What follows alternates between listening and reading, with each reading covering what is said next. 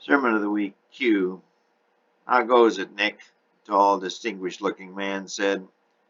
Oh, so, Nick said, looking up from his scroll. He rubbed his eyes and squinted into the afternoon sun. That's no good. I thought you'd be out walking the streets. This Roman presence is creating havoc everywhere it goes. Who's watching them? Joe said. Oh, Annas has a bunch of his henchmen out and about. They wear peasants' clothes and report to him regularly. Nothing big happening right now. Nick rolled up his scroll, stood, and shook Joe's hand. Well, I guess not. Since old Auntie took down Big John, the Hebrews are being pretty quiet. Afraid they'll end up without a head like Big John. Yeah, we, the Pharisee boys, will be next. Old Pontius has said as much in one of his latest tirades. He calls them speeches, but they're threats just the same. He said he wants all the Jews to get out of Jerusalem. Says he'll populate it with good, honest people, meaning Romans. Nick said. Say, want a little bread or some dates? Joe raised his hand. No. Got a dinner date with a Roman captain tonight. He's looking to borrow some money from my bank. Wants to build a big house in North Jerusalem. Ha ha! That's a conundrum if I ever saw one. Conflict of interest, too. You gonna loan him the cash? Nick asked, a big smile on his face. No, not without collateral.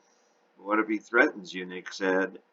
Oh, I don't think that'll happen. The Romans are still very careful. They want to take us over the city peacefully. They know Tiberius is watching. Maybe, Nick said. Maybe not. Be careful, you hear? Nick said. I hear, Joe said, sitting down next to the again seated Nick. Nick, we got another problem. Oh, what's that? We already got too many.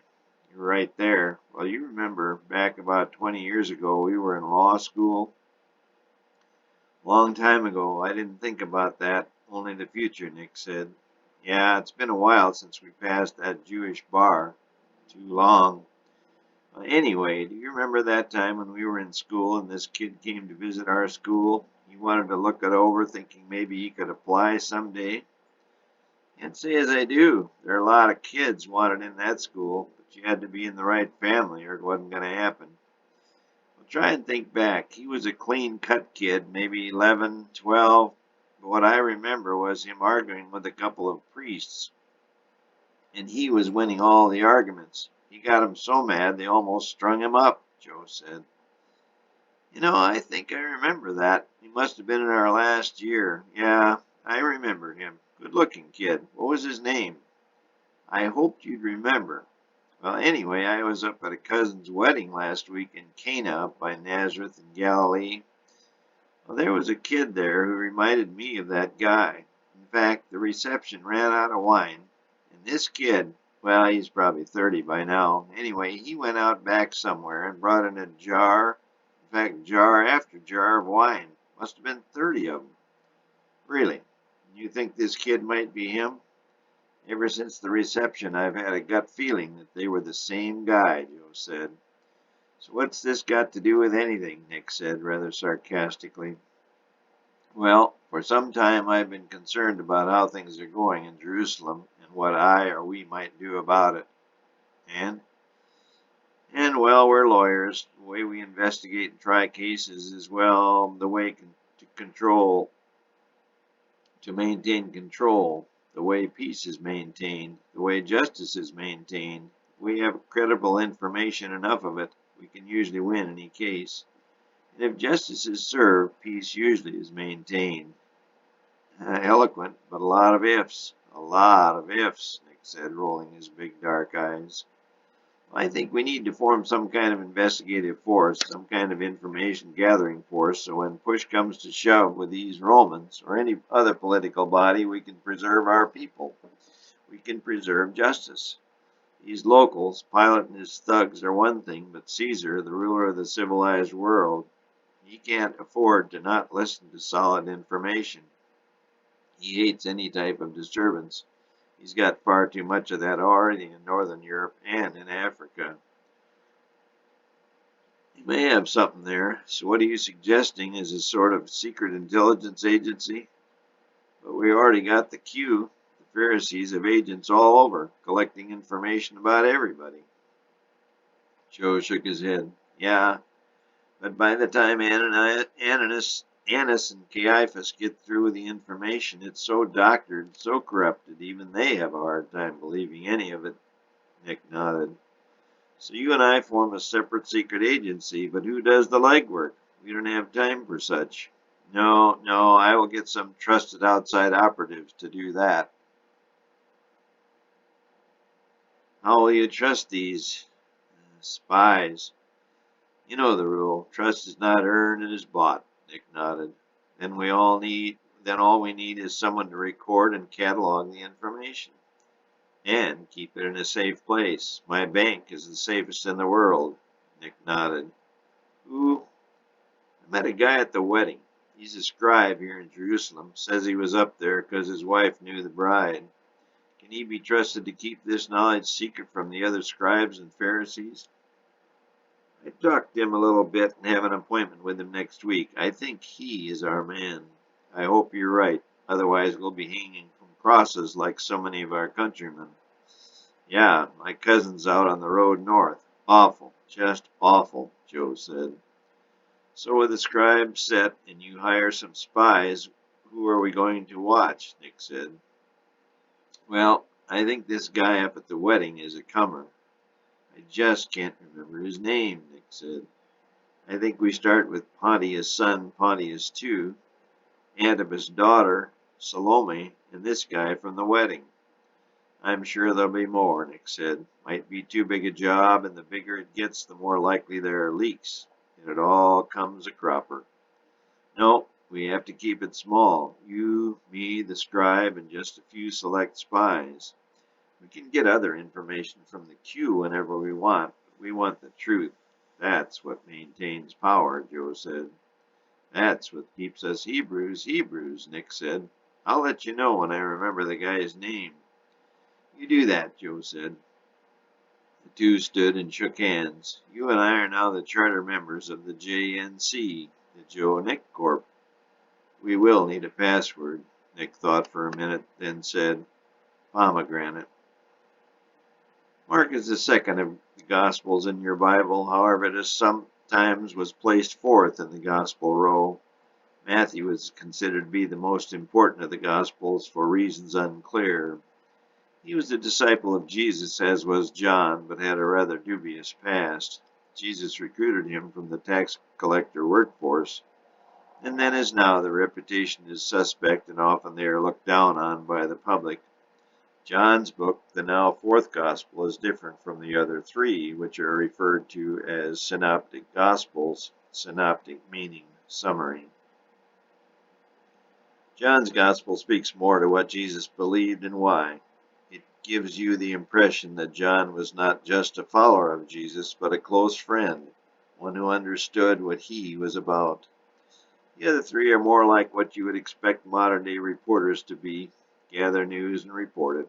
Don't try to interpret it. Of course, like all news agencies, they would put their own slant on any information gleaned.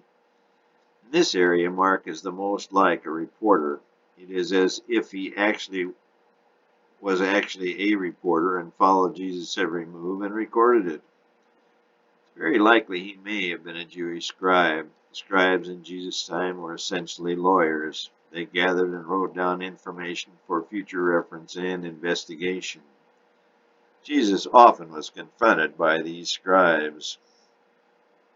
Then came together unto him the Pharisees and certain of the scribes which came from Jerusalem. Mark 7:1. In chapter 7, Mark introduces the Pharisees as a separate branch of the Pharisees. The 7th chapter proceeds into a long discourse between Jesus, the scribes, and the Pharisees. To glean this information and record it, Mark, or one of his closest henchmen, must have been right there, writing down everything that was said. He had no video cameras, no cell phones, no tape recorders. Somebody had to be right there and write down every word that was said. It follows that Mark must have been a scribe. His use of language is that of an educated man. I suspect he became disillusioned with all the politics and alterations of truth in the Jewish scribal system. And there was that. Christ often pointed it out, and throughout history there is a constant effort to record it with a slant. That is, to always put yourself or your people into a better light. This effort goes on today. We have news from various sources, but which news is the real truth? Video occasionally can sort this out, but it too can be doctored. Of course, in Mark's day, whatever the Jewish scribes wrote and recorded was absolute truth. If anyone doubted it, he was subject to prosecution and even death. But of course, Mark, along with some of the other scribes and Pharisees, knew their records were often doctored to make the Pharisees and Jewish leaders look perfect.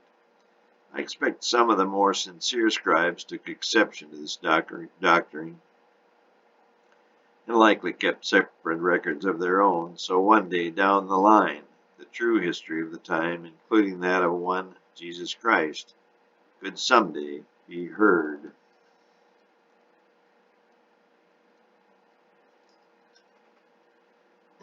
I believe this is exactly who Mark was and what Mark did.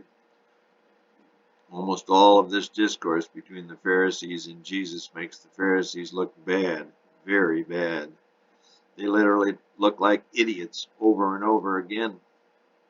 Jesus' intention, of course, was to point out their errors and teach the masses the real truth. If Mark or any other scribe made public any of these conversations at that time, say in the Jerusalem Gazette or other newspaper, he would have been strung up on a cross right then and there. Interestingly, Mark never uses his own name, not once in his entire book. I believe that is very telling. What he was writing was the real news, accurate news, fair and balanced as we now call it, but it would have been many years before Mark's record would see the light of day. Mark's Gospel is believed to be the first of the four Gospels written. This is based on scholars' view of Mark chapter 13, where Christ says, "Seest thou these great buildings? There shall not be left one stone upon another that shall not be thrown down." Mark 13:2. This is thought to reference the destruction of Jerusalem by Titus in AD 70 and Mark writing or composing or editing his gospel at that time. Because much of Matthew's and Luke's gospel is very similar to Mark's, it is believed they used his gospel to write their own. Matthew was with Christ through his ministry, and Luke was certainly a contemporary, and as we know, part of a doctor's job is to keep accurate records. As we said, John's work is very dissimilar, so he must have kept his own records somewhere. Mark published his book in 70 AD, and of course it was an instant bestseller throughout Israel. With the Hebrew nation now quashed by the Romans, it was relatively safe to publish for the first time a truthful account of the life of Christ. Mark opens his book with the story of John the Baptist preaching. He records the exact words of John. "There cometh one mightier than I after me, the latchet of whose shoes I am not worthy to stoop down and unloose." Mark 1:7. He then proceeds to describe Jesus being baptized by John, the heavens opened, and a dove descending. I believe Mark was ordered by his superior scribes to make a report on John the Baptist and his activities, which were clearly subversive to the Hebrew hierarchy. Mark went out to the wilderness camp of John and listened to his sermons. At first he was not impressed. John was just some blowhard trying to make a name for himself and likely money. But as he listened, some of John's words struck a chord in him. Then one day down the line, Mark saw something that changed him forever. A shabbily dressed carpenter wandered into John's camp and walked up to the baptismal desk requesting to be baptized. I imagine this carpenter had to wait in line, but when his turn finally came, Mark saw that John reacted very differently to this carpenter.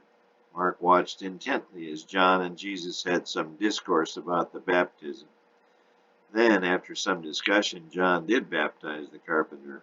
But what happened next was the dagger that forever changed Mark's life. And straightway coming up out of the water, he saw the heavens open, and the Spirit like a dove descending upon him.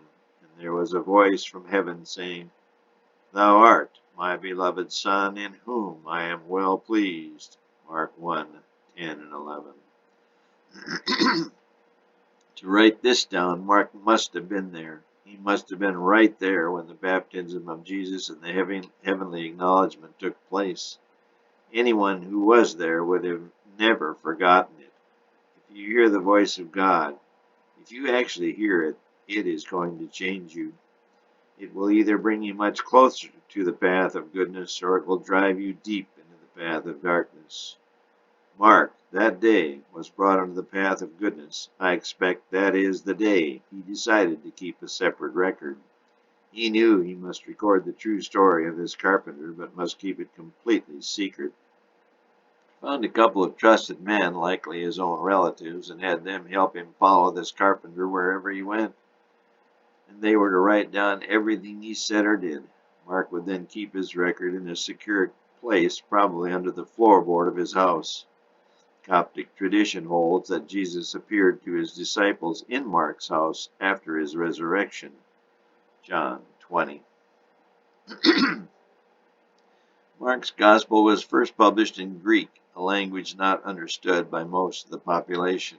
Aramaic was the common language along with Hebrew. Greek was also used more commonly outside of Jerusalem, and of course the Romans used Latin. Jesus certainly spoke all four of these. Mark wrote his record and published it in Greek to avoid conflict with the Hebrew hierarchy. Once it became widely accepted, Matthew and Luke published their versions, but drew much from Mark's book. Often they quoted it verbatim. Scholars believe that there must have been some other source that the three used and have labeled it Q, or the Q source.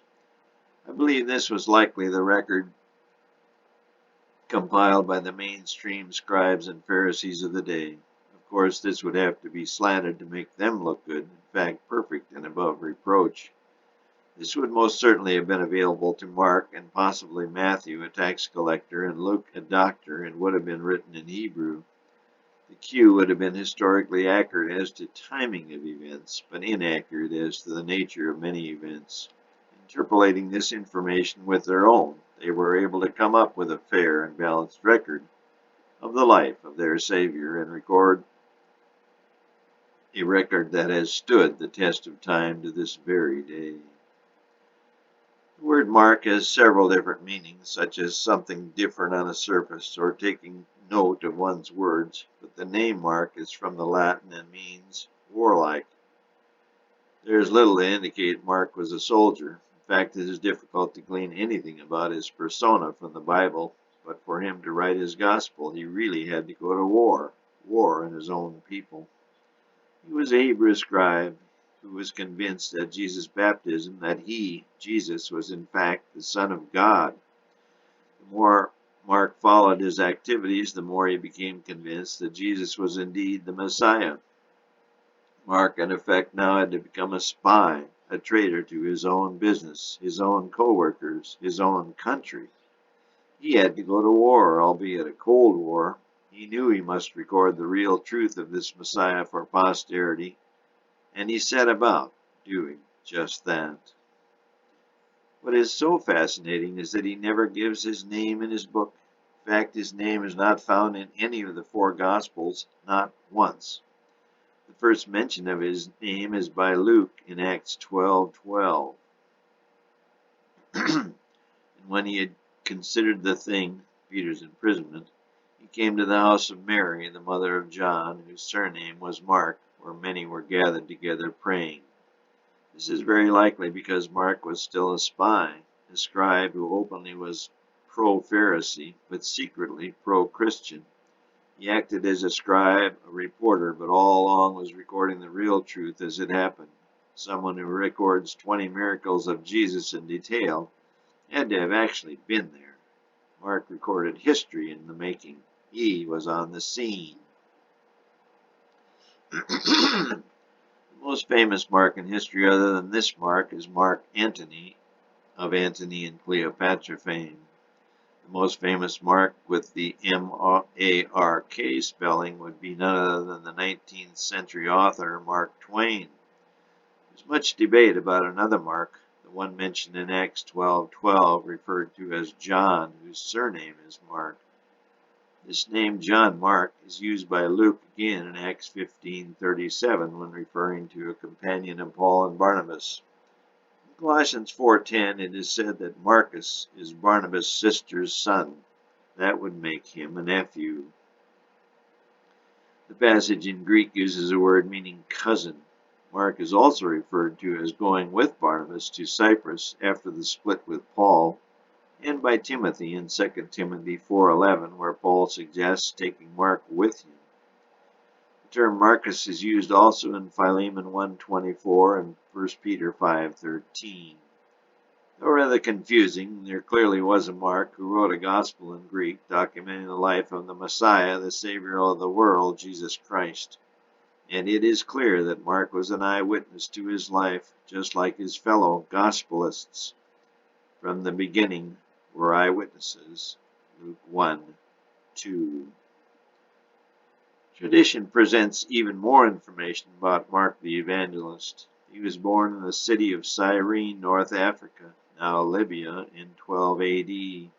This, of course, is the same city mentioned as that of Simon of Cyrene, who carried Jesus' cross.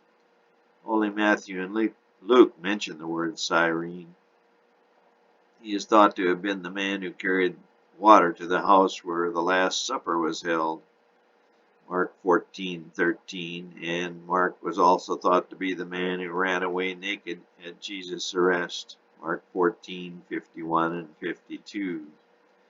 Coptic tradition says he was one of the servants at the marriage at Cana, but only John mentions this wedding and miracle. Mark likely would not have, as he was now a scribe, not a servant.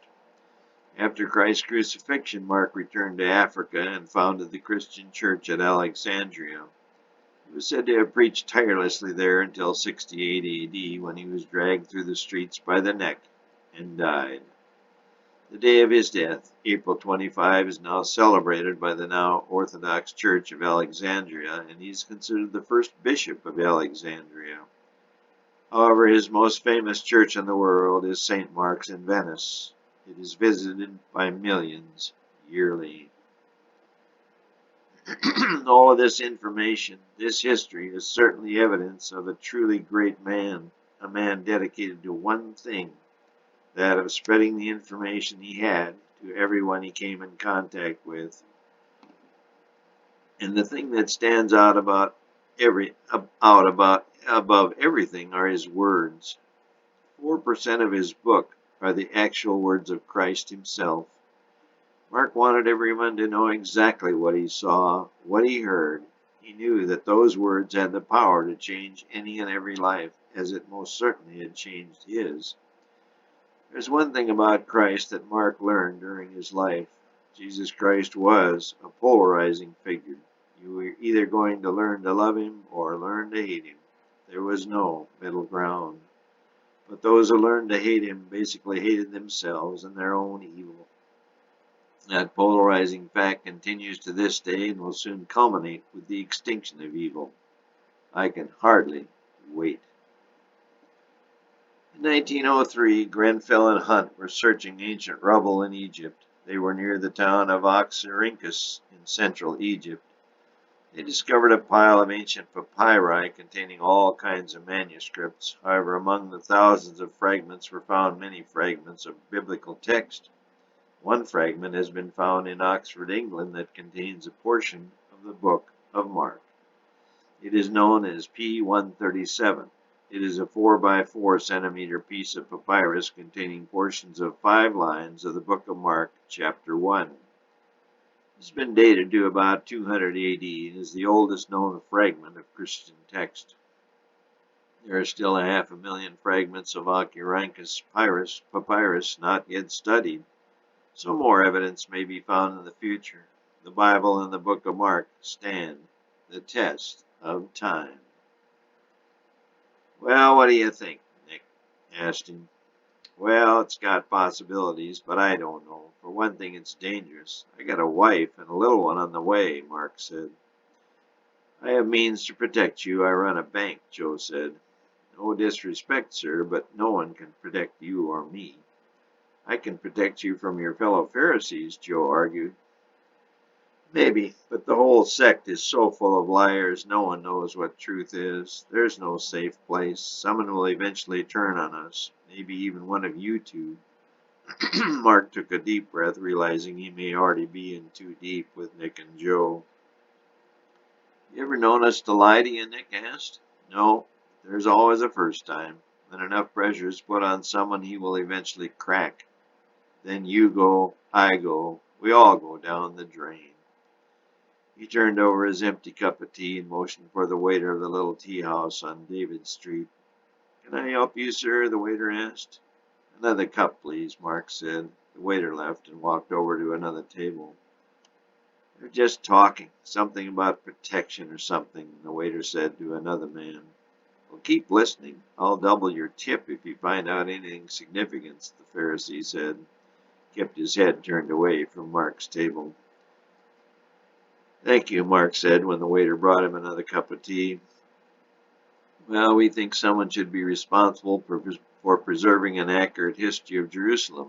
We know the Q is not the answer, and we think you are the guy who could do that with our support, Nick said. If I'm discovered, Mark said, will you support me then? Then to the death, because that is surely what will happen to me.